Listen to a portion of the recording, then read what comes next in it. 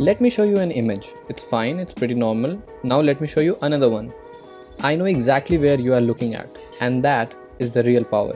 Hey, what's up guys? Welcome to a new video on Ardra Studios, and let's create. As humans, we are drawn towards irregularities and imperfections. So why not add these elements in our own design and use that for our advantage? So let's open Photoshop and create a new text layer. I am going with A, but you can choose whatever you want to. Selecting the right font, which is a bit bold, resizing it so that we can see it clearly and aligning it to the center. Once we are done with this, right click on the text layer and convert to Smart Object. Now select the lasso tool. You can also select it by pressing L on the keyboard. Then create a rough selection around the text however you want to break it. Now go to the Move tool and separate the selected part away from the text. Add a bit of rotation and that's about it. Now again go to the lasso tool and create another selection.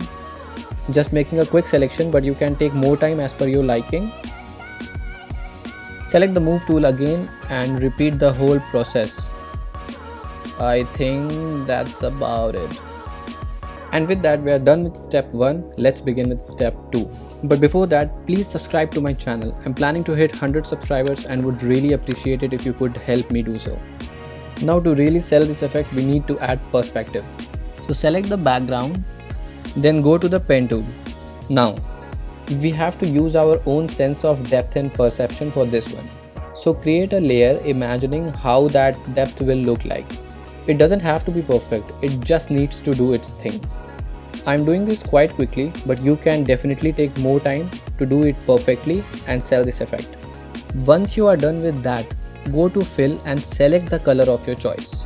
I'm going for red with this one. Now we need to repeat the same process for other parts as well. Even though just by doing this it's enough, but I'll be showing how to add another layer of creativity to it just in a minute.